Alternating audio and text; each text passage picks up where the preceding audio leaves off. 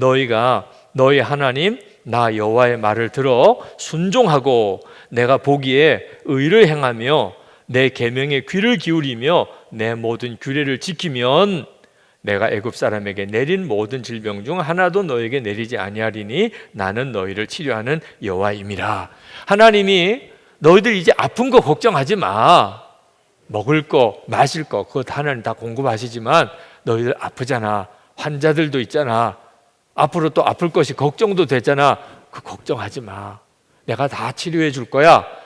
그러시기 전에 먼저 주님은 너희들이 할 일이 있어. 내 말을 듣고 순종하는 삶을 살아야 돼. 내가 보기에 의를 행하고 내 계명에 귀를 기울이고 내 모든 규례를 지키면, 그러면 너희들에게 있어서 치료는 급속히 일어날 거야. 나는 너희들의 광야 지나는 동안에 애굽에서 알았던 병 하나도 앓지 않게 할 거야.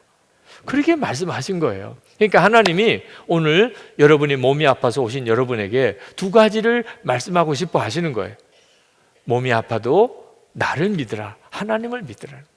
두 번째는 아플수록 더욱 하나님의 말씀에 순종하는 것을 중요하게 여겨야 한다.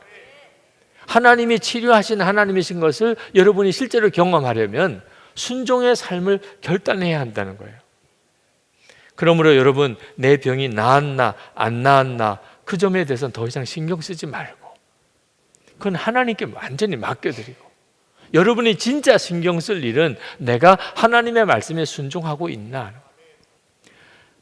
나병 환자가 되었던 모압의 장군 나아만이 치유받으려고 이스라엘에 와서 엘리사에게 왔잖아요. 근데 엘리사가 나와서 안수기도 하시지 않았잖아요. 우리는 빨리 안수라도 해주세요. 나아만이야말로 그걸 원했잖아요. 그런데 엘리사는 요단강 가서 나와보지도 않고 나와서라도 말을 했으면 그것도 이해하기 쉽지 않을 텐데 그냥 종을 통해서 요단강 가서 7번 목욕하세요. 이렇게 이야기를 한 거예요. 나아만이 막 격분했죠. 이런 무리한 일이 어딨나. 그랬는데 하나님이 나아만에게 진짜 하나님이 고칠 걸 믿느냐, 그 다음에 너 무슨 말을 해도 너 순종할 거냐, 이 두 가지 훈련을 시키고 난 다음에 그리고 나아만의 나병이 깨끗하게 고침받았고, 그러니까 오늘도 우리에게도 똑같이 주님이 원하세요. 우리는 병 고침받는 게 급하지만 더 중요한 문제가 믿음의 문제고 순종의 문제고, 에스겔서 11장 19절에 내가 그들에게 한 마음을 주고 그 속에 새 영을 주며 그 몸에서 돌 같은 마음을 제거하고 살처럼 부드러운 마음을 주며, 하나님께서 우리에게 정말 주시려는 것은 육신이 부드럽게 치료되는 것보다 더 중요한 게 마음이 돌 같은 마음에서 부드러운 마음으로 바뀌는 거예요. 이 돌 같은 마음이 부드러운 마음으로 바뀐다는 게 순종하는 사람이 된다는 뜻입니다. 돌 같은 마음은 불순종의 마음, 부드러운 마음은 하나님의 말씀을 듣고 그대로 순종하는 사람인 거죠. 여러분이 몸이 아프면 마음이 부드러워져요. 몸이 아픈 사람은 몸이 아프니까 기도하러도 나옵니다. 몸이 안 아프면 아마 오늘은 불금이었을 거예요. 네, 불타는 금요일. 네, 갈 때도 얼마나 많아요. 놀 때도 너무나 많고. 그런데 몸이 아프니까 금요일에 성령 집회에 나오잖아요. 그러니까 마음이 이렇게 부드러워진 거예요. 그죠? 근데 이것을 그냥 이렇게 몸이 아플 때 하나님 앞에 나와서 기도 받는 정도로 그치면 안 된다는 겁니다. 이제는 진짜 이렇게 살아야 한다. 기도하라 그러면 기도하고, 용서하라 그러면 용서하고, 사랑하라 그러면 사랑하고, 감사하라 그러면 감사하고, 헌신하라 그러면 헌신하고. 몸이 아프니까 하나님 뭐든지 할게요. 주님이 뜻이 무엇인지 알면 내가 그대께 순종할게요. 이런 마음이 되잖아요. 하나님 이것만 고쳐주신다면. 뒤바꾸라는 겁니다. 먼저 순종의 삶을 살라는.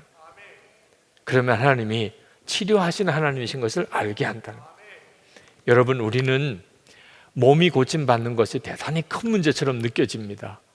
몸이 아프면 하다못해 통증이 있는데 그걸 위해서 기도했더니 통증이 사라졌어요. 지난번 미국 집회 갔을 때 첫째 날 호텔에서 자는데 어깨가 엄청 아파요. 무슨 50견이 온 것처럼.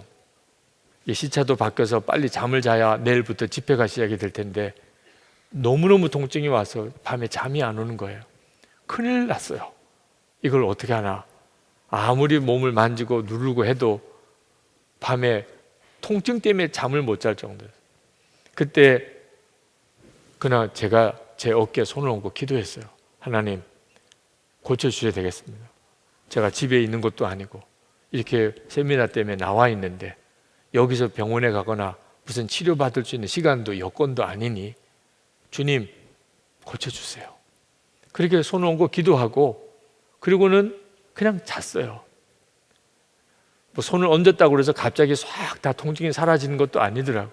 그냥 여전히 통증은 있는데 참 신기하게도 잠이 그냥 쭉 들었어요. 아침에 일어났는데 놀랄 정도로 아무 통증이 없던 거예요. 제 일기에도 그날 그 일을 썼는데 너무너무 신기할 정도예요. 여러분, 육신이 아플 때 그렇게 뭐가 기도했는데 갑자기 노임을 받았다. 이건 뭐 정말 춤을 출 정도로 놀랍잖아. 지금도 제가 여러분에게 이 이야기를 할 때 제 속에도 이거 정말 놀라운 일이야. 그날 일기에도 그걸 쓸 때 이거 진짜 엄청 놀라웠어. 내가 갑자기 치유의 은사가 생겼나? 이런 생각이 들 정도로 놀라운데 가만히 생각해 봤어요. 이건 진짜 아무것도 아닌 거예요. 지금 우리에게 하나님이 허락하신 기적을 생각하면 우리의 영혼이 구원받은 거예요. 미국에서 신유의 기적을 가장 많이 행한 분으로 그렇게 꼽히는 캐더린 쿨만 여사가 있습니다. 대단한 신유 사역자예요. 진짜 그분의 집회 때는 눈에 보이는 기적들이 막 일어났으니까. 그 치유 사례 중에 유명한 사례가 조지 오르라고 하는 사람입니다. 그가 주물 공장에서 일하는 노동자인데 쇳물이 눈에 튀었어요. 그래가지고 실명을 한 겁니다. 쇳물이 눈에 튀어서 그만 실명을 한 거예요. 21년 동안이나. 그런데 캐더린 쿨만의 집회 때 눈이 떴어요. 이걸 뭐라고 설명을 해야 되죠? 그렇죠? 그런 기적이 막 일어났던 사람이에요, 캐더린 쿨만. 근데 그가 이렇게 말했습니다. 모든 기적 중에서 가장 큰 기적은 우리 주 예수 그리스도의 피로 말미암아 죄와 허물로 죽은 심령이 살고 더러워진 마음이 깨끗하게 된 것입니다. 이것이 모든 기적 가운데 가장 귀한 기적입니다. 말씀 들어보니까 아멘이네 이렇게 됩니까? 정말 말씀 들어보니까 맞네. 감기가 고침받는 거, 무슨 통증이 사라진 거, 암이 고침받는 것보다 더 중요한 게 우리가 지옥 갈 수밖에 없는 내 영혼 구원받아서 천국 가게 되고 더러워진 내 심령 보혈로 깨끗하게 씻음 받은 거, 이거 정말 엄청난 기적이구나. 아멘입니까? 그렇다니까요. 여러분은 지금 몸의 기적은요, 어쩌면 아주 작은 거예요. 실제로 여러분이 지금 경험하고 있는 이 엄청난 기적에 비하면 구원받은 영혼이 된 거, 죄가 사함 받은 거, 마귀 자식에서 하나님의 자녀가 된 거, 천국 백성이 된 거, 보혈의 은혜로 우리가 깨끗함을 받은 거, 이런 엄청난 은혜를 우리가 받고 있는 거예요.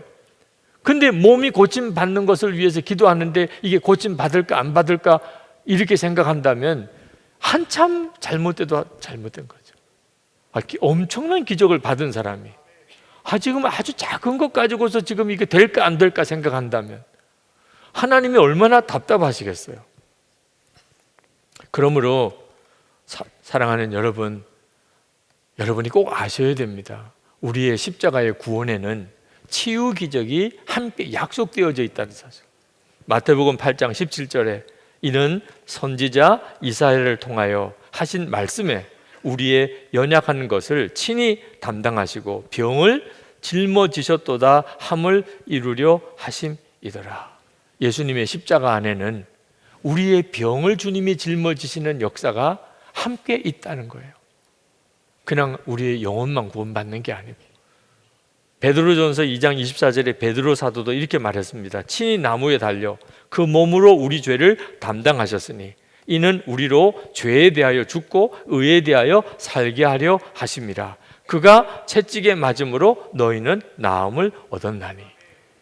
우리의 죄가 다 사함을 받은 십자가의 은혜 속에 우리의 질병도 나음을 얻는 은혜가 있다는 거예요. 더 큰 은혜는 이미 우리가 받아 누리고 있습니다. 이제 아주 작은 육신의 질병의 치유의 역사를 우리가 하나님께 구하러 나오는 거죠. 이미 십자가의 은혜 가운데 있는 은혜입니다. 여러분, 주님은 우리의 단순히 육신의 병만 고치는 게 아니고 우리의 삶 전체, 우리의 마음의 깊은 뿌리까지를 오늘 치료하기를 원합니다. 마라의 쓴물은 우리의 병든 몸과 병든 마음을 의미합니다.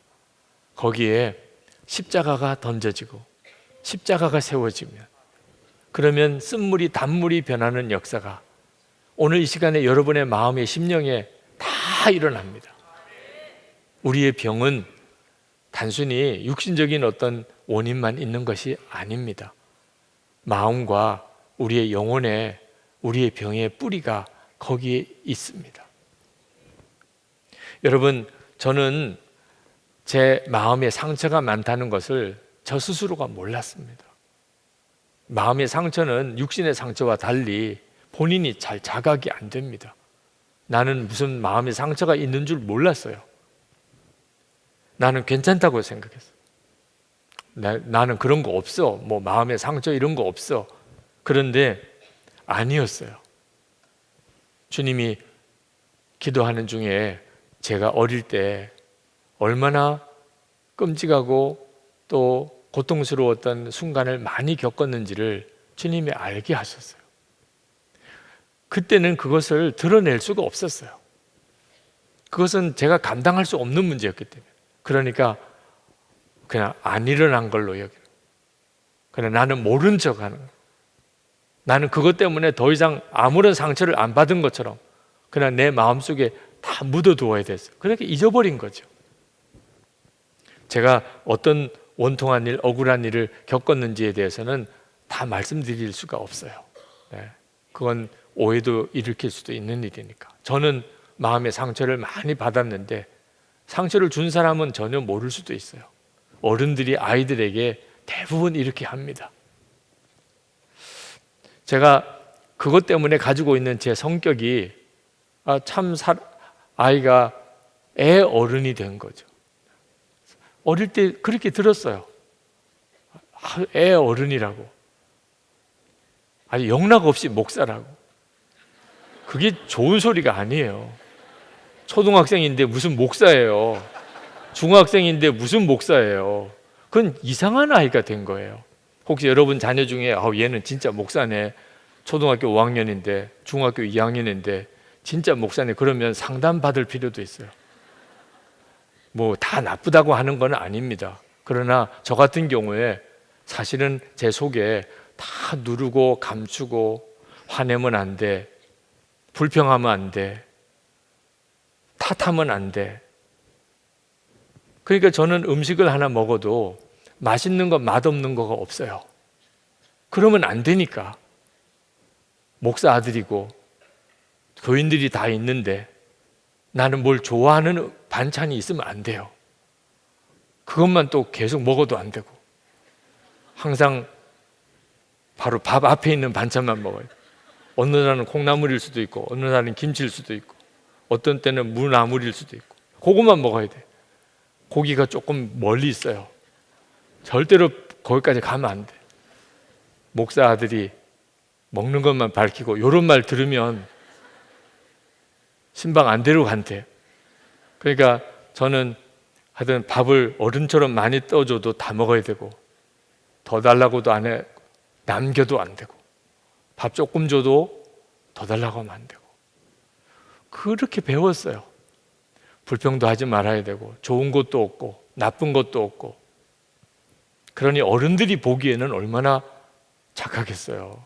네. 그랬다니까요. 제가 그렇게 착했다니까요. 근데 사실 그건 전부 다 제 마음속에 다 누른 거예요. 두려운 순간도 많았고, 정말 어떤 때는 정말 속에서 막 화가 나는 때도 있었고, 절대로 그건 내색하면 안 되는 것이었어요. 제가 이런 사람이었기 때문에 제 아내가 많이 힘들어했어요. 속을 모르겠다는 거예요. 밥을 해줘도 뭘 맛있다고 해야 맛있나 보다 이럴 텐데, 저는 열심히 먹는 게 맛있는 거였어요. 네.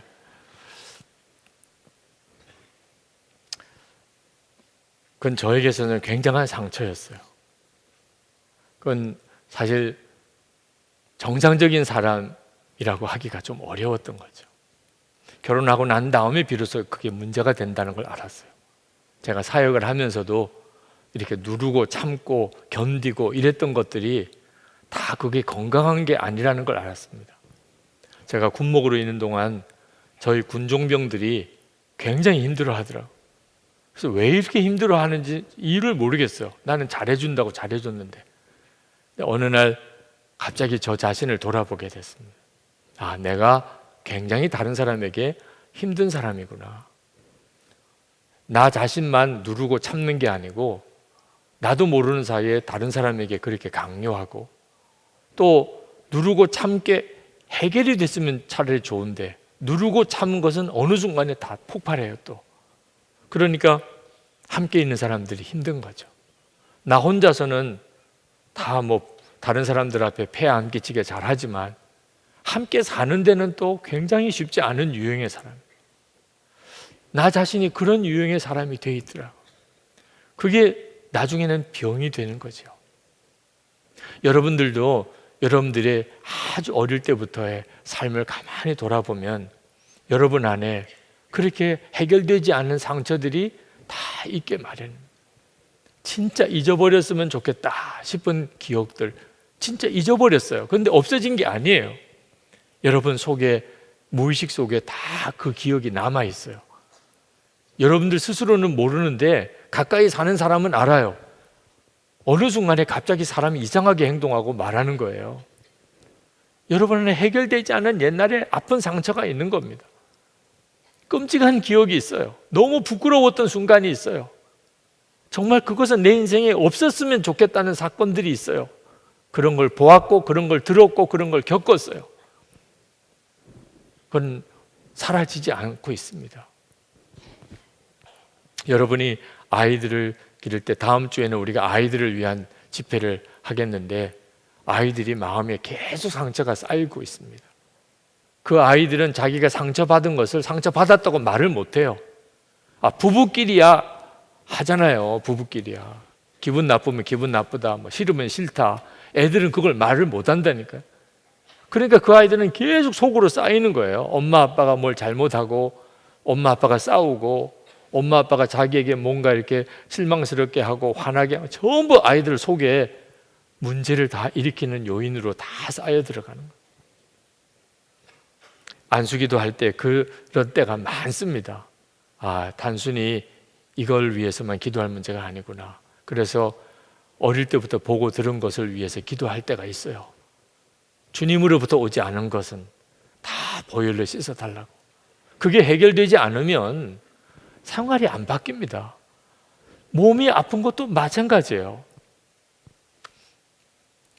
여러분 속에 정말 치료받을 게 많기 때문에 하나님께서 오늘 이와 같은 시간을 갖는 거예요.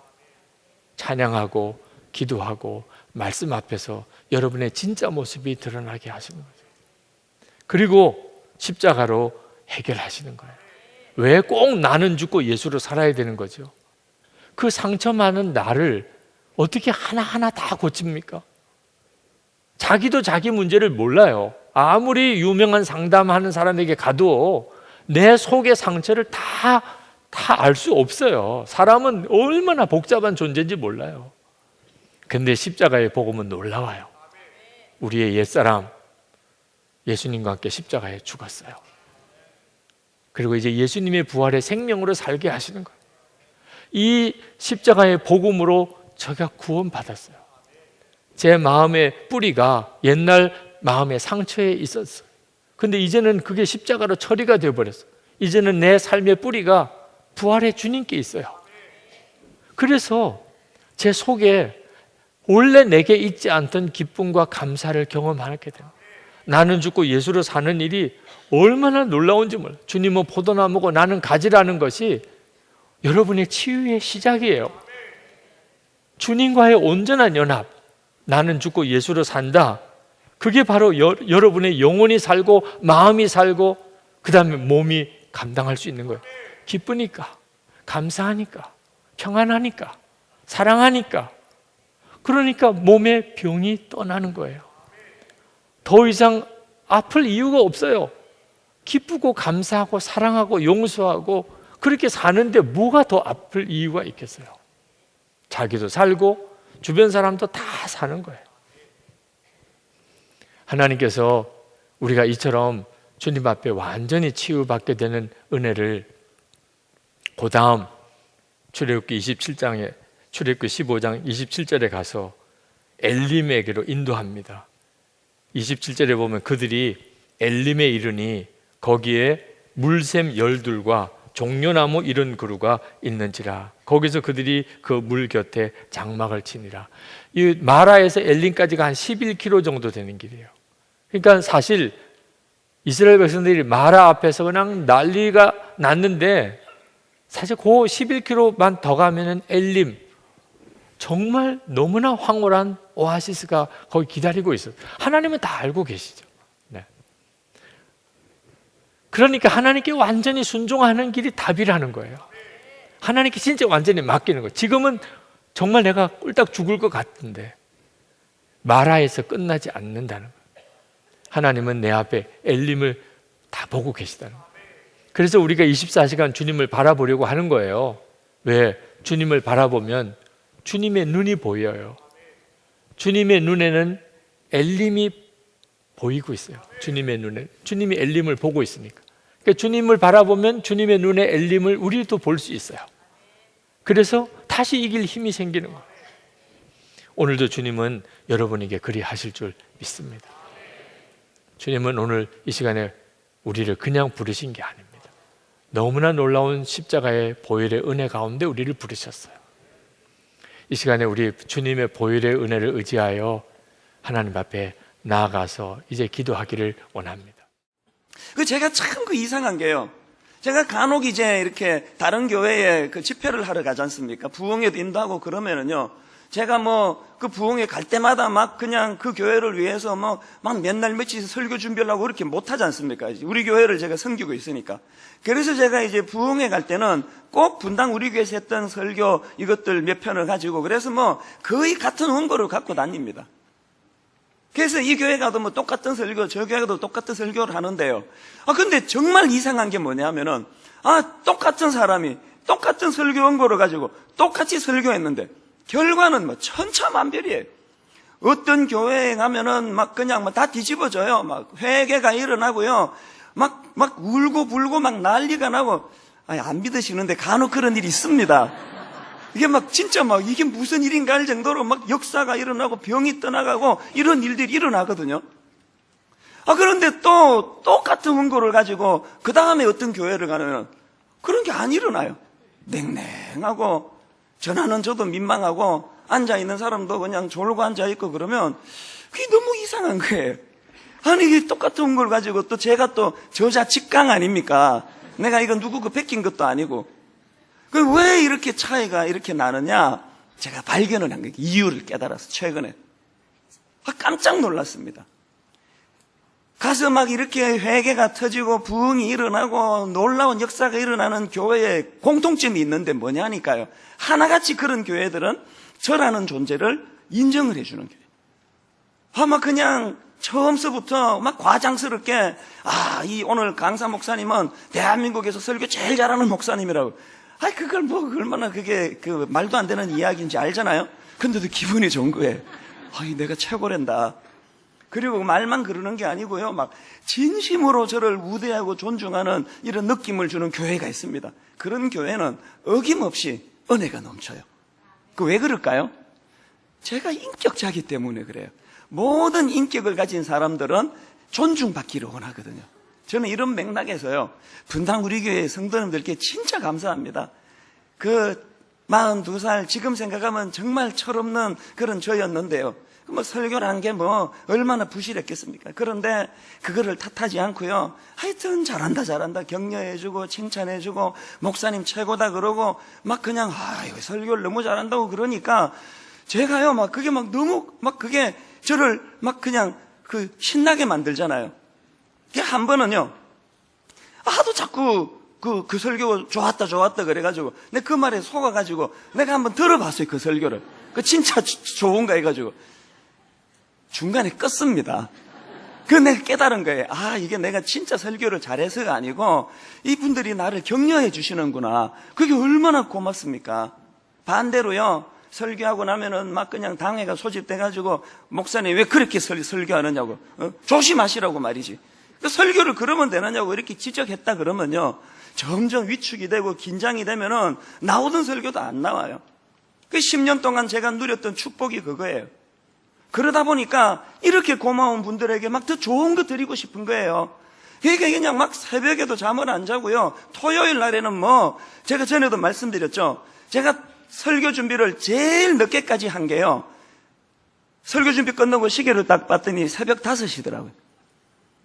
이걸 누가 그냥 협박하고 시켜가지고 했다면은 제가 아마 교회를 떠났을 거예요. 그런데 자꾸 제 인격과 제 존재를 인정해 주니까 누가 안 시켜도 막 점점 열심히 준비하게 되는 거예요. 자, 이런 맥락이라면요, 이 부부 관계의 회복, 가정 회복의 비결은 간단합니다. 오늘 여기 그 부실한 남편 만나가지고 고생하는 그런 그 아줌마들이 계세요? 삼가 조의를 표합니다. 그때 그 좀 신중히 잘 하시 그러셨어요. 그 친정엄마가 말릴 때는 다 이유가 있는 거예요. 괜히 고집 부려가지고 지금 그렇게 힘드시잖아요. 근데 어떡합니까? 제가 회복의 비결을 가르쳐 드릴게요. 지금부터요, 그 부실한 남자의 좋은 점을 찾아가지고 그걸 막 침소봉대 확대해가지고 그걸 막 이제 그거 선포하는 거예요. 그 찾기가 굉장히 어렵긴 어려울 거예요. 근데 막 애쓰면 한두 개야 나오겠죠. 당신 알고 봤더니 이런 좋은 점이 있는데 내가 그거 몰랐다고. 그 내가 교회 갔다 와서 눈이 떠서 보니까 당신이 참 좋은 점이 많네 보면서 그러면서 막 칭찬해 주는 거예요. 자녀들에게는요, 모든 이 땅의 부모들은 자녀 앞에 아부왕이 돼야 돼요. 아부왕. 그 뭐 직장 상사한테 아부해봐야 뭐 나올 거 별로 없습니다. 자식한테는 이게 노후의 안전보장이에요. 아부해야 돼, 아부. 저는요, 우리 새 아이에게 아부왕이에요, 아부왕. 얼마나 아부를 많이 하는지 아세요? 막내 놈이 이제 이게 6학년짜리 어린 애가 하나 있는데, 얘 일어나면은 그냥 이리 와봐라. 그래가지고 꼭 껴안아주면서 네가 내 아들인 게 난 너무 기쁘다. 그러면서 꼭 껴안아주면, 자기도 나도 그래 이래야 되는데 가만히 있어요. 그래서 또 막 격려해주고요. 뺨을 이렇게 만지면서 어쩜 이렇게 잘생겼니, 어쩜, 이 아빠 얼굴에서 이런 아들이 나왔다는 게 난 이게 기적이라 생각한다. 그러면서 이런 이야기를 해요. 사람들이 네 보고 개량된 이찬수 목사라 그러더라. 너 나 닮기는 닮았지만 나보다 훨씬 잘생겼다. 막 이렇게 하면은 한 번도 부인 안 해요, 그 말을. 가만히 이렇게 있어요. 그리고 또 우리 그 딸아이 그 위에 두 아이에게도 막 아부의 왕이에요. 막 계속 아부예요. 내가 너 작년 이맘때를 생각하면은 네가 얼마나 변했는지 아니? 네는 모를 거야. 야, 아빠는 너 내년 이맘때가 너무 기대가 된다. 얼마나 네가 많이 변하겠니? 막 아부하는 거예요. 최근에도 이제 우리 딸아이가 이제 그 중간고사를 지금 봤잖아요. 교회에 있는데 문자가 왔어요. 나 수학 92점 맞았어요. 그러면서 이제 문자가 왔어요. 그거 문자를 보낸다는 건 뭘 말할까요? 평소에는 그 점수 안 나온다는 거 아닙니까? 제가 그 문자를 보고 바로 답서 보낸 게 뭐예요? 뭔지 아세요? 아부의 극치. 이야, 가문의 영광이다. 나 그렇게 답 보냈습니다. 사실 낯간지러운 이야기지. 중간고사 92점 한번 맞았다고 무슨 가문의 영광이겠습니까만 아부하는 거예요. 근데 여러분 놀라운 건요, 이렇게 아이들에게 아부를 한 지가 몇 년 되는데요, 예전에 매들고 뭐 이건 잘했다 잘못했다 가릴 때보다 애들이 진짜 변하는 거예요. 막 달라져요. 왜 그러냐 하니까 그게 인격을 가진 사람의 특징이에요. 애나 어른이나 마찬가지예요. 이런 맥락에서 여러분, 우리 하나님도 마찬가지예요. 하나님은 그 존재를 인정받기를 원하세요. 그래서 제가 오늘 여러분들에게요, 그 굉장히 중요한 그 영적인 그 팁이라 그럴까요? 그 비결 하나를 알려드리려고 하는데요. 이건 저의 이 52년 신앙생활 아니요. 52년 하고도 엄마 뱃속 10달까지 포함해서 이 내공이 쌓인 엑기스인데요. 사실 이걸 좀 밝히기가 좀 아깝기는 해요. 이거 그냥 특허를 내야 되는 내용인데 제가 오늘 손님들이 오셔서 제가 이걸 밝히려고 합니다. 우리 인생이 이렇게 팔자가 확 펴지기 위해서 한 가지만 하시면 돼요. 두 가지를 해야 되네요. 하나는요, 하나님의 존재를 인정해 드리는 거예요. 그리고 두 번째로는 그것을 속으로만 아니고 입술로 표현하는 거예요. 제가 이것을 깨닫고요, 내 인생이 진짜 달라졌습니다. 이런 식이에요. 참올고리 가면서요, 선포하는 거예요. 이야, 하나님, 생각해보니까 진짜 고맙습니다, 하나님. 아니, 나 같은 게 이 분당 우리 교회 담임 목사로 이렇게 있는 게 이게 다 하나님 덕 아니겠습니까? 내가 안 쫓겨나고 이 분당 아줌마들이 얼마나 까탈스러운데 이렇게 안 쫓겨나고 있는 거 그거 하나님 때문 아닙니까? 이걸 입술로 표현하는 거예요. 또 이런 식이에요. 하나님, 제가 지금 누구 집에 상담하러 가는데 그 사람이 굉장히 까다롭답니다. 지혜를 주세요. 하나님, 지혜의 왕 아니십니까? 인정해 드리는 거예요. 뭐 여러분 속으로요, 저게 무슨 특허 낼 정도야. 그러지만요, 이거는 내 삶을 통해서 임상 실험을 거친 결과예요. 이것이 내 삶을 얼마나 풍성하게 만드는지 모릅니다. 그거 여러분 돈 드는 거 아니잖아요. 오늘 초청해 오신 분들에게 부탁드리는데요, 하나님 여러분에게 엄청난 팔 하나 떼라 구원해 줄게. 그러면은 이게 갈등이지만 존재만 인정해 달라는데 이게 뭐가 어렵습니까? 자꾸 그냥 원숭이가 우리 조상이다 이런 이야기 하지 말고, 창조주 되시는 하나님이 나를 만드셨습니다. 그것만 인정해 달라는 게, 그것만. 그래서 저는 오늘 여기 오신 손님들한테요, 잠언 3장 6절 말씀을 꼭 내가 선물로 드리고 싶습니다. 너는 범사에 그를 인정하라. 그리하면 내 길을 지도하시리라. 이 혼미한 인생길 가운데 하나님을 인정만 해드리면 길을 가르쳐 주신다는 거예요. 제가 그 수혜자 아니겠습니까? 그런가 하면은 이제 신앙의 두 번째 단계가 있는데, 저는 이걸 중급 단계라고 이름을 붙여봤는데요, 이거는 하나님 영향력 아래 놓이는 단계예요. 말만 인정하는 게 아니고 하나님의 영향력 아래. 우리 인생은요, 누구의 영향력 아래 놓이느냐에 따라 인생이 달라지는 거예요. 최근에 참 나쁜 산부인과 의사 아닙니까? 그 시신을 유기한 사건으로 구속된 그 산부인과 의사로 말미암아 이제 우리나라의 이 우유주사라는 말을 우리가 처음 들어봤는데요, 이게 보니까요, 그 프로포폴이라고 하는 굉장히 위험한 거예요. 향정신의약품이래요. 그런데 지난주던가요, 어떤 40대 여자 의사가 집에서 시신이 발견이 돼서 집에서 죽었어요.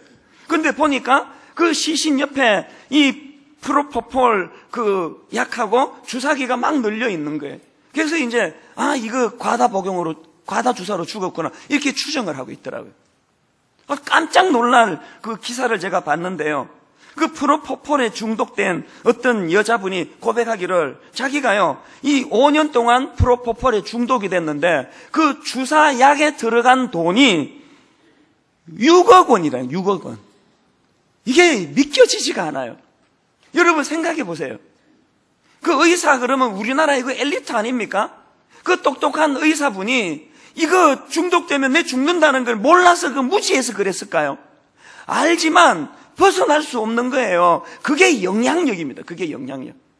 오늘 우리 현대인들이 포스트 모더니즘 시대라 그래서 절대자 되시는 하나님을 몰아냈잖아요. 필요 없다고. 나 당신 안 믿는다고. 당신 없어도 나 살 수 있다고. 그렇게 마음에서 하나님을 몰아냈더니 그게 진공 상태로 남는 게 아니고 온갖 잡신들이 그 마음을 다 차지하고 있는 거예요. 오늘 이런 중독성 있는 거, 또 상상을 초월하는 절망, 악한 사단의 세력, 이런 것들이 지금 묶여 있는 거예요. 이런 것들이. 그러니까 하나님께서는 오늘 우리에게 뭘 요구하시느냐, 그런 악한 영향력 아래 있지 말고 하나님의 영향력 안으로 들어오려는 거예요.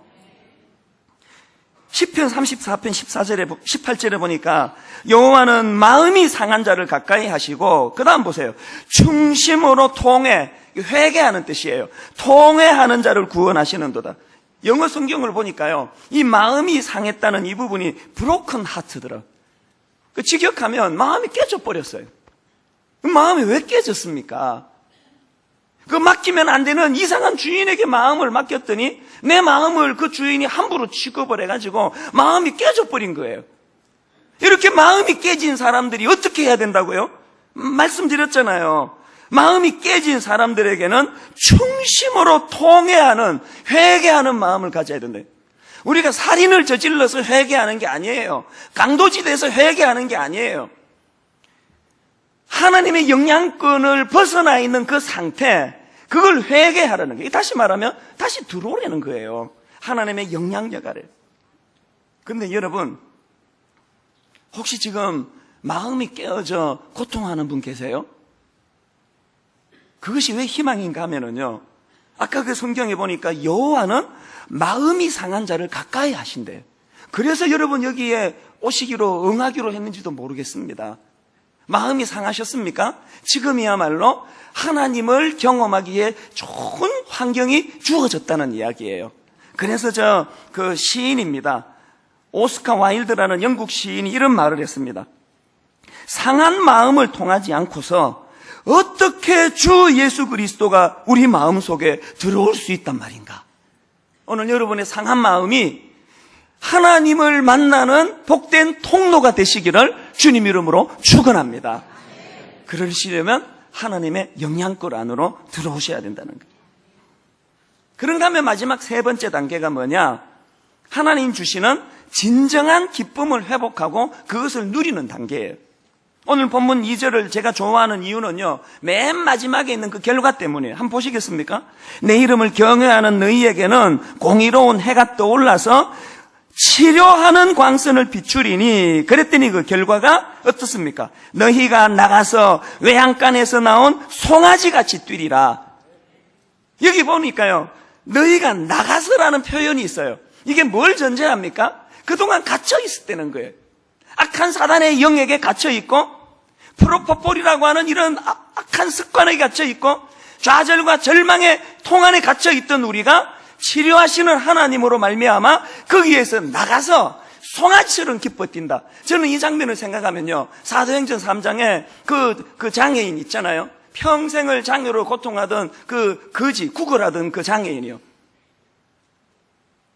성전으로 들어가는 베드로와 요한에게 구걸을 하니까 은과 금은 내게 없다. 예수 그리스도의 이름으로 너에게 낫기를 원한다. 주님의 능력이 그에게 나타나니까, 자, 그 결과를 보세요. 7절. 오른손을 잡아 일으키니 발과 발목이 곧 힘을 얻고, 그랬더니 8절. 뛰어 서서 걸으며 그들과 함께 성전으로 들어가면서 걷기도 하고 뛰기도 하며 하나님을 찬송하니. 나는 이 장면을 생각할 때마다 너무 가슴이 벅차요. 오늘 초청돼 오신 분은 말할 것도 없고요, 오래 교회를 다니고 계시는 분들 중에도 이게 뭘 말하는지를 모르는 분이 너무 많으세요. 묶여있던 것들이 풀려지고 걷기도 하고 뛰기도 하며 기뻐하는 이런 모습이 제대로 된 신앙생활이에요. 저는 결론을 맺으려고 하는데요, 누가복음 9장 6절에 보면은 이런 말씀이 있습니다. 제자들이 나가 각 마을에 두루다니며 곳곳에 복음을 전하며 그 다음에 병을 고치더라.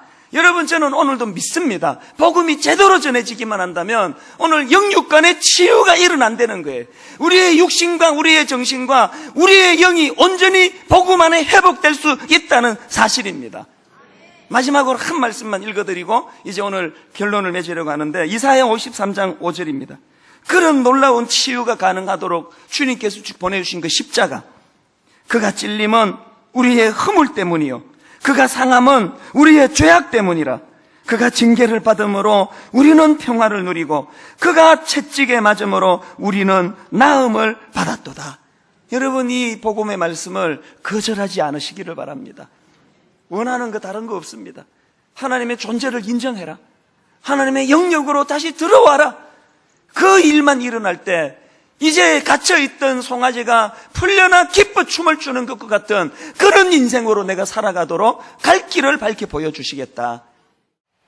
아마 여러분들 가운데 신앙이 있는 사람들 그런 걱정이 될 거예요. 하나님, 이러다가 우리의 신앙이 이렇게 나태해지고 이렇게 교회에서 모이지 못하다가 이렇게 끝나는 것 아닌가요? 목회자들도 많은 두려움들을 가지고 있을 거예요. 그런데 하나님께서 저로 하여금 기도하게 하시고 소망을 갖게 하신 이유는 하나님께서 새로운 시대에 새로운 일을 보게 하시고 하나님께서 새로운 꿈을 품게 하시고 우리 교회와 여러분들과 저로 하여금 하나님의 인도하심이 있다고 저에게 믿어지는 거예요.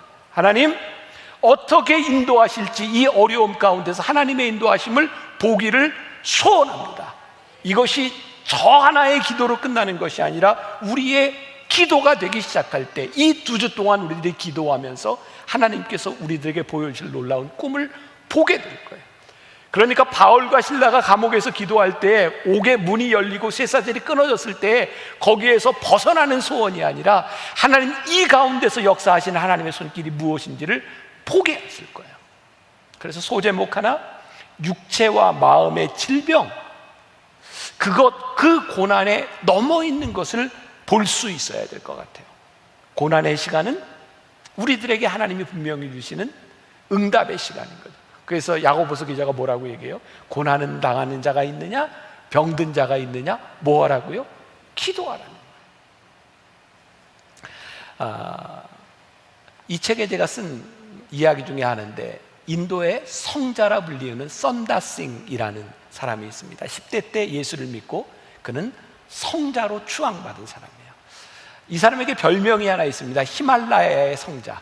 그 인도와 그 미얀마 쪽 접경에 있는 네팔 접경에 있는 히말라야를 넘나들면서 복음을 전하다가 이 사람은 죽었어요. 시신이 어디에 있는지 지금도 알지 못해요. 유명한 성자로 추앙을 받는 선다싱이 영국에 갔을 때 사람들이 이런 질문을 합니다. 당신은 왜 힌두교에서 기독교로 개종을 했습니까? 기독교와 힌두교의 차이가 뭐라고 생각합니까? 그때 선다싱은 이렇게 얘기합니다. 부활하신 예수가 살아있는 것, 그래서 나는 기독교인이 되었고 예수를 믿습니다. 살아계신 하나님, 부활의 하나님을 우리들이 믿지 못한다면 우리의 기도와 우리의 신앙이 무슨 의미가 있겠어요? 예전에 그런 영화들 보셨죠? 우리 세대에는 배너, 쿠어바디스, 또 조금 젊은 세대는 글래디에이터, 이런 영화들, 그 로마에서 그 원형극장에서 싸움하는 검투사들, 또 사자에게 물려 죽는 것들, 그런 것들 많이 보셨을 거예요. 그때 사람이 죽느냐 안 죽느냐 결정하는 것이 누가냐면 거기에 있는 황제였어요. 이렇게 엄지손가락을 올리면 살리는 겁니다. 이렇게 하면 죽는 겁니다. 사람들은 황제의 엄지손가락을 보면서 떨고 소망을 가집니다. 그런데요, 그 검투사들 속에서 그 원형극장에서 황제의 손가락에 좌우되지 않는 사람들이 있어서 그게 누구? 그리스도인들이었어요. 그리스도인들을 잡아 죽이고 황제가 손가락을 어떻게 하든 거기에 좌우되지 않는 사람들, 그들은 죽음이 끝이 아니라 부활의 소망을 보았던 사람들이에요. 제가 지난주에 여러분들에게 소개했던 짧은 책자가 하나 있어요. 존 파이퍼 목사님이 쓴 코로나 바이러스와 그리스도라고 하는 책입니다. 아주 작은 책인데 저는 이분이 상당히 예언자적인 생각을 가지고 이 책을 썼구나라는 생각이 들어요. 이분이 이 책에서 그렇게 풀어나갑니다. 지금 이분은 암투병을 하고 있어요. 뭐 코로나에 걸려서 죽을지 아니면 암으로 죽을지 그런 상황 가운데도 이 책을 쓰고 있는 거예요. 이분은 보통 사람들이 이렇게 인사를 할 때 미국 사람들이 처음 인사할 때 이렇게 해야 돼. How are you? 대답해도 How are you? Fine, I'm fine. Fine, thank you. 뭐 이렇게 하죠. 저도 그 정도 알아요. I'm fine. 뭐 이렇게 해요. 네. 그게 무슨 말이에요? 좋습니다. 이분은 누군가 물어보면 좋습니다. 이렇게 대답을 했다는 거예요. 어느 날 이분이 병원에서 검사를 받고 나오는데 누군가 이렇게 물은 거예요. 어떠십니까? How are you? 그랬더니 I'm fine. 근데 그 순간 이 목사님의 모여서는 암덩어리가 자라고 있었어요. 이 목사님은 이렇게 얘기합니다. 내가 좋습니다 라고 하는 인사가 올바른 것이 아니라 단지 나는 좋게 느끼고 있을 뿐입니다. 우리는 좋다 싫다 말할 자격이 없는 사람들입니다. 단지 우리는 좋게 느끼고 나쁘게 느끼고 있을 뿐입니다. 여러분들의 인생에 일어나는 일들에 대해서 우리들이 책임질 수 있는 것은 아무것도 없습니다. 단지 우리의 느낌일 뿐입니다. 여러분, 우리는 그렇게 우리의 인생을 주관할 만한 능력도, 우리의 기분과 상태를 장담할 만한 능력도 없는 사람들이죠. 그 책에 보면 야고보서 4장 13절부터 15절까지 말씀을 인용하고 있는데요, 제가 한번 읽어드립니다. 들으라. 너희 중에 말하기를 오늘이나 내일이나 우리가 어떤 도시에 가서 거기서 1년을 머물며 장사하여 이익을 보리라 하는 자들아, 내일 일을 너희가 알지 못하는도다. 너희 생명이 무엇이냐? 너희는 잠깐 보이다가 없어지는 안개니라. 너희가 도리어 말하기를 주의 뜻이면 우리가 살기도 하고 이것이나 저것도 하리라 할 것이거늘. 여기 있는 사람들 중에 누가 이런 일들이 일어날 줄 예측했던 사람이 있습니까? 여러분들이 벌려놓았던 일들 가운데 여러분들이 장담할 수 있는 것이 무엇이 있겠습니까? 그런데요, 이것을 주관하시는 하나님, 우리의 손을 떠난 이 모든 일을 주관하시는 하나님이 있다는 것을 우리들이 믿을 때 그 믿음이 우리로 하여금 기도하게 만들어요. 오래전 이야기입니다. 이 책에 나오는 이야기인데 이 책을 누가 썼을까요? 제가 썼죠. 제가 쓴 이야기예요. 오래전에 우리 아이들이 어렸을 때 초등학교 다닐 때입니다. 혹시 기억나시는지 모르겠어요. 옛날에 아이들이 가지고 있던 게임 중에 디지몬이라는 게 있었어요. 그 게임이 그 몬스터, 그 캐릭터를 이렇게 막 먹이고 재우고 이래서 막 키워나가는 그런 게임이었습니다. 근데 어느 날 제가 집에 들어왔는데 우리 애들이 초등학교 때였는데 둘이 막 싸우고 있는 거예요. 싸우는 이유가 우리 딸내미가 그냥 저한테 이르는 거예요. 그 동생 이놈이 자기 그 디지몬 그 게임기에 있는 배터리가 죽었으니까 누나 걸 빼다가 자기가 낀 거예요. 그러니까 자기께 죽은 거예요. 그래서 막 저한테 막 이렇게 하소연을 하면서 말하는 거예요. 제가 그걸 들으면서 참 한심하더라고요. 야, 그렇게 싸울 일이니? 그러니까 아빠가 하나 사다 끼워주면 살잖아요. 굉장히 감동적인 얘기인데 저는 감동이 안 되는군요. 그거 갖다 끼워주면 사는데 그거 알지 못하는 아이들에게는 이게 그렇게 슬프고 죽을 것 같은 이야기인 거죠. 우리가 하나님을 믿는다, 저도 우리의 인생에 하나님을 믿는다고 하는 것이 무엇일까요? 지금 내가 내 손을 가지고 만들고 이것이 다라고 생각하는 그것 너머에 있는 하나님의 역사와 하나님의 손길과 하나님의 섭리하심을 믿는 그 기도를 할 수 있는 사람과 그렇지 못한 사람의 삶이 어떻게 통일할 수 있을까? 저는 이 치유와 이런 회복의 기도, 어쩌면 우리들의 삶에 가장 낮고 힘들고 고난과 절망의 시간 가운데서 하나님을 붙들 수 있는 기도, 하나님을 바라볼 수 있는 기도가 가장 절실한 기도일 것 같아요. 제가 이제 앞으로 10번 이 하박국의 이야기를 통해서 그런 이야기를 나누게 될 텐데, 제가 2000년 교회 역사를 보면서 그런 생각을 하게 돼요. 여러분, 2000년 교회 역사를 보면요, 이 교회는 우리의 신앙은 몇 번 사라졌어도 없어졌어야 될 일들이 많았어요. 근데 참 신기하죠. 가장 깊은 타락의 한가운데서 하나님이요, 교회를 다시 일으켜 세우세요. 개혁과 혁명은 그냥 일어나는 것이 아니라 가장 힘들고 낮은 곳에서 새롭게 일어나는 것이 개혁이고 혁명이더라고요. 저는 그래서 그런 소망을 가집니다. 하나님, 한국 교회, 우리의 신앙, 어쩌면 더 바닥을 치고 더 내려가 봐야 하나님의 역사하심을 경험할 수 있지 않겠습니까? 어쩌면 우리는 가장 깊은 죽음의 나라 가운데서, 절망의 나라 가운데서 우리의 기도가 능력 있는 기도를 우리들이 경험할 수 있어요. 그래서 여러분들 기도의 자리로 초대하려고 하는 거예요. 자, 그러면 올바른 치유, 올바른 기도는 어떤 기도일까? 자, 야고보서 5장 15절 말씀 보니까 믿음의 기도는 병든 자를 구원하리니 주께서 그를 일으키시리라. 자, 믿음의 기도는 어떻게 한다고요? 병든 자를 일으키신다. 그가 우리를 구원하시리라. 그러니까 우리들이 병 가운데, 질병 가운데 기도하는 것 아주 좋은 일이에요. 왜? 하나님께서 우리를 이렇게 세우시리라 약속하셨으니까. 네, 가만히 한번 생각해 보세요. 예전에 여러분들, 여기 연세든 분들 신앙생활 하실 때 우리 주변에서 이렇게 암, 불치의 병을 가지고 기도원에 가서 기도했던 사람들의 이야기, 간증들 참 많이 들었죠. 근데 요즘 병을 가지고 그렇게 하나님 앞에 처절하게 기도하지 않습니다. 왜 그럴까요? 요즘은 이게 기도하는 것보다 더 빠르고, 기도하는 수고를 안 해도 병원 가면 나을 수 있는 게 참 많아요. 그렇죠? 그렇다고 해주세요. 그렇잖아요. 그러니까 우리가 기도 안 해도 낫는 게 많으니까 그렇게 절실하게 기도하지 않는 거예요. 그럼 우리들이 지금 이 시대 가운데서 우리들이 질병을 가지고 어떻게 해야 되는가? 저는요, 분명히 믿는 게 뭐냐면, 하나님이 우리들에게 좋은 과학과 좋은 병원과 좋은 치료의 선물들을 우리들에게 주셨어요. 그러니까 우리가 병원에 가서 약을 먹고 나을 수 있는 것들을 우리들이 잘 활용하고 그것들을 잘 이용하는 것이 잘못된 것이 아니에요. 우리의 기도는 언제 절실해질까요? 어쩌면 병원에서 우리들에게 손을 놓았을 때, 우리들에게 소망이 없다고 생각할 때, 우리는 그때 하나님 앞에 절실한 기도를 하게 되는 것 같아요. 그런데 중요한 게 있어요. 이건 제 경험인데요. 제가 미국에서 공부하던 때 이렇게 채플린 교육을 러시 허스피탈이라고 굉장히 큰 병원에서 받았어요.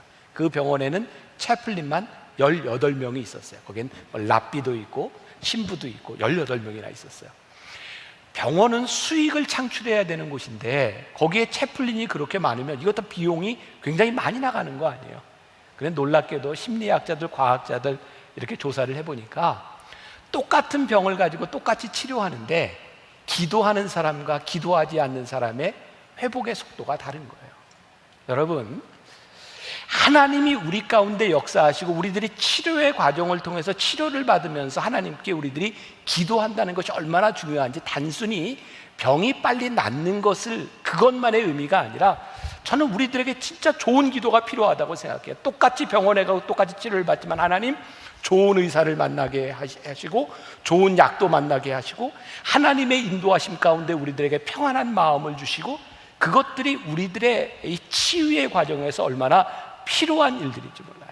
그래서 우리들이 구분할 필요가 있어요. 우리들이 가지고 있는 질병 가운데서 이것이 생리적인 우리들의 육체적인 것에 대한 문제인지 아니면 영적인 것에 대한 문제인지를 구분할 수 있는 지혜가 필요해요. 예를 들어서 우리가 잘못하면, 제가 영월에서 처음 목회를 할 때였어요. 그때는 제가 이제 대학원도 학교 이제 서울에서 다니면서 목회도 하고 그럴 때였는데, 제가 서대문에 있는 학교에서 수업을 마치고 그 교회까지 가려고 하면 한 7시간 걸렸어요. 차를 몇 번 갈아타고. 그때 저희 아내가 첫 아이를 임신하고 있었는데 입덧이 굉장히 심했어요. 근데 영월에서 이제 차를 타고 마지막 수라리 고개라고, 이런 고개를 넘어서 저희 교회에 있는 곳에 딱 도착하면 제 아내가 오바이트를 하는 거예요. 입덧이 심해서. 근데 그 동네 사람들이 베레아라고 하는 그런 약간 이단적인 데 이렇게 들어가 있던 분들인데 거기에 설교 테이프를 많이 들었던 사람이에요. 제 아내가 막 입덧을 하면 이렇게 얘기했어요. 입덧막이 들었네. 참 신기하더라고요. 입덧막이가 애 낳으면 떠나가요. 또 그 동네에서는 머리만 아파도 뭐라고 하냐면 두통막이라는 거예요. 참 신기해요. 두통막이가 아스피린에 물러가요. 굉장히 우매하죠. 우리들 육신을 가지고 있는 우리의 인생에 질병이 찾아오는 것은 굉장히 자연스러운 일입니다. 질병이 찾아오면 그것을 낫게 하고 치료도 받고 기도도 하는 게 정상이에요. 그런데 우리의 질병에 대한 문제가 영적인 문제, 우리의 죄에 대한 문제로부터 온다면 단순히 병원 가서 치료해야 될 문제가 아니라 우리들이 하나님 앞에 죄의 문제가 해결이 되어야 우리의 병이 놓여질 부분들이 있어요. 그러니까 성경에도 예수님께서 병을 고치실 때 귀신을 쫓아내신 것도 있고 예수님께서 그냥 안수하고 고쳐주신 것도 있어요. 그러니까 우리들의 생리적인 형상과 우리들의 영적인 문제들을 우리들이 잘 구별하면서 기도할 수 있는 지혜가 필요하고, 정말 중요한 것은 올바른 치유 기도는 하나님께서 우리들에게 주신 선한 것들을 잘 활용하는 것들이죠.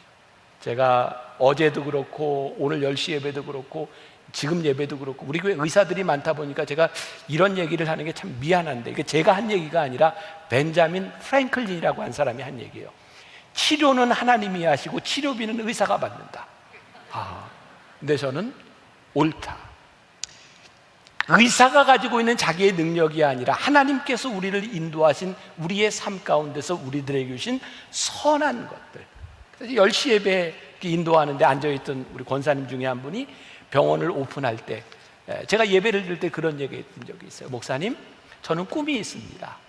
교회 같은 병원을 한번 운영하고 싶습니다. 그분은요, 환자들이 오면 치료만 하는 게 아니라 이분이 믿음을 가지고 상담을 많이 해줘요. 제가 우리 교인들 중에 그래서 그분에게 환자들을 많이 보내요. 이분은 병에 대한 문제보다도 권사님이 좀 들어주고 상담을 해줄 필요가 있어요.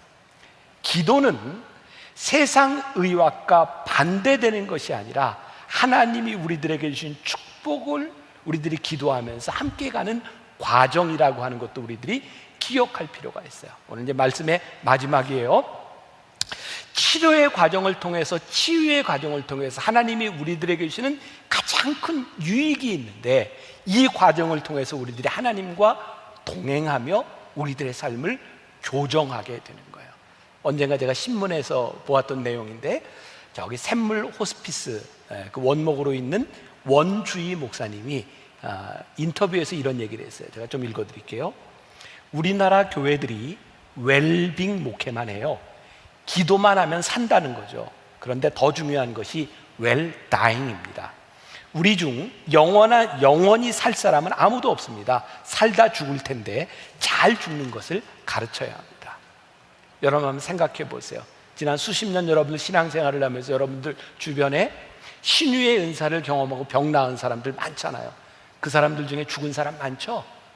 병이 나음을 받아도 영원히 살지 않습니다. 진짜 중요한 것은요, 우리들의 병이 낫는 그 순간이 중요한 것이 아니라 그 병이 낫는 순간과 그 과정을 통해서 하나님께서 우리들에게 어떤 것을 주시고 우리들이 그 시간들을 통하여 어떤 영적 유익을 얻느냐가 훨씬 더 중요한 거예요. 그래서 빌립보서에서 사도 바울은 이렇게 얘기해요. 죽는 것도 유익합니다. 죽는 것도 유익합니다. 이게 얼마나 중요한 일인지 몰라요. 기도에서 병이 낫는 것도 참 중요한데 이 과정을 통하여 하나님과 동행하는 것. 제가 지난주에 갑자기 돌아가시게 된 우리 교회 원로 장로님 이야기를 잠깐 한 적이 있어요. 제가 토요일 날 예배를 드리는데 그 장로님 가족들이 저 뒤에서 예배를 드리는데 예배 시간 내내 이렇게 눈물을 훔치고 있더라고요. 교인이 많지 않으니까 그 모습이 이렇게 보여요. 제가 어제 설교하다 그런 얘기했어요. 장로님이 갑자기 돌아가신 것이 참 슬프고 마음 아픈데 진짜 감사한 것이 그분이 짧은 치료의 과정을 통하여 주님과 함께 동행하며 돌아가셨다는 것이 이 가정의 큰 축복입니다. 하나님과 함께 동행하며 끝까지 투병하며 그렇게 돌아가신 것이 참 축복입니다. 그런 믿음의 고백을 했어요. 병에서 고침받는 기적도 참 중요한데 이 병을 통해서 하나님께서 우리들의 삶을 어떻게 고쳐나가기를 원하시는가? 이 치유의 과정이 중요하다. 여러분 가만 또 생각해 보세요. 우리들이 얻은 질병 가운데는 육신의 생리적인 그런 부분들도 있지만 사실은 우리들의 삶의 잘못된 습관, 하나님을 떠나간 삶의 습관들로 인하여 얻어진 병들이 참 많아요. 근데 이 치유 기도의 과정을 통하여 병이 낫는 것뿐만 아니라 우리들의 삶이 하나님 앞에 올바르게 세워지는 것이 얼마나 복된 일인지 몰라요. 아마 만나교회 오신 지 몇 년 안 되는 분들, 어떤 이제 오래된 분들도 이미 다 이제 좀 잊혀진 부분 중에 하나일 텐데 잘 상상이 안 되시죠? 제가 예전에 이렇게 서서 설교도 못하고 이렇게 의자에 앉아서 설교했던 때가 몇 년 있었어요. 중간중간. 그때는 제가 주일날 설교를 4번, 5번 이렇게 할 때였는데 이렇게 설교를 하고 나면 이게 발가락, 발바닥이 막 저렸어요. 왜냐하면 너무 어지러워서 서 있는 게 힘들으니까 발에 힘을 주고 서 있다가 저린 상태에서 설교 마치면 제 사무실에 가서 30분 누워 있다가 또 와서 여기서 설교하고 또 누워 있고 그렇게 한 2년 반 동안은 계속해서 그런 시간들을 가졌어요. 강단에 서는 것이 굉장히 두려웠어요.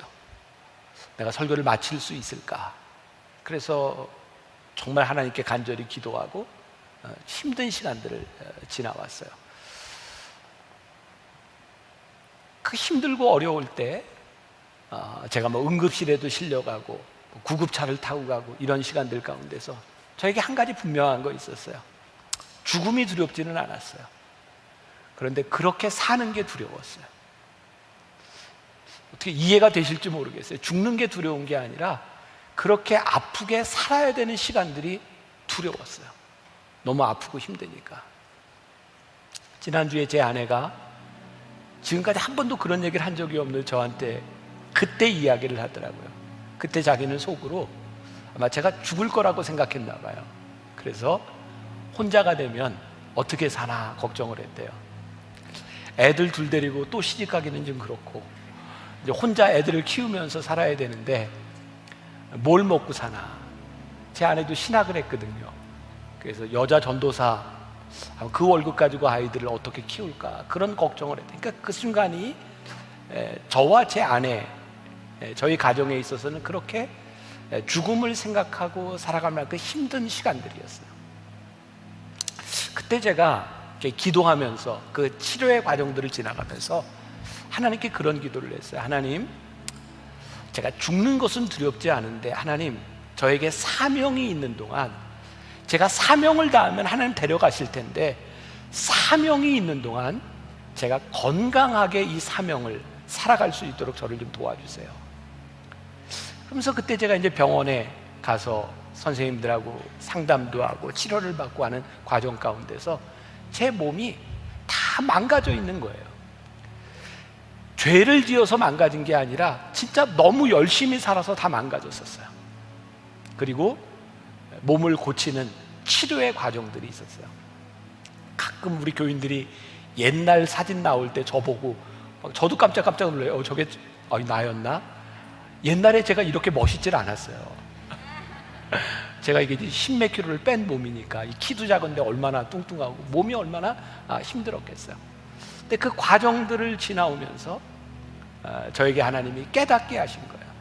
그리고 이 치료의 과정들을 통해서 제가 하나님을 붙들고 의지하면서 하나님, 제가 살아있는 동안 제 생명과 제 삶을 제가 제 마음대로 주관할 수 있는 능력이 있는 것은 아니지만 제가 하나님 앞에 쓰임받은 그 순간까지 제가 제대로 쓰임받을 수 있도록 제 삶을 고쳐나가고 교정하고 노력하겠습니다. 여러분들의 삶에 어쩌면 이 기도의 시간들, 이 치유의 기도와 회개의 시간들이 그 순간으로 끝나는 것이 아니라 이 과정들을 통하여 우리들이 하나님과 함께 동행하고 우리들의 삶을 교정해가고 그리고 우리들의 웰비잉에서 끝나는 것이 아니라 웰다잉, 내가 죽는 것도 유익합니다 하나님 앞에 말할 수 있는 그 과정들을 살아가는 이 시간들이, 이 기도가 우리들에게 얼마나 귀한가. 우리가 이번 2주 동안 이 기도의 시간을 통하여 기도의 불을 켜고 절망에서 소망을 바라보며 우리의 삶을 교정해 나갈 수 있는 그런 축복의 시간이 되기를 주님의 이름으로 간절히 축원합니다.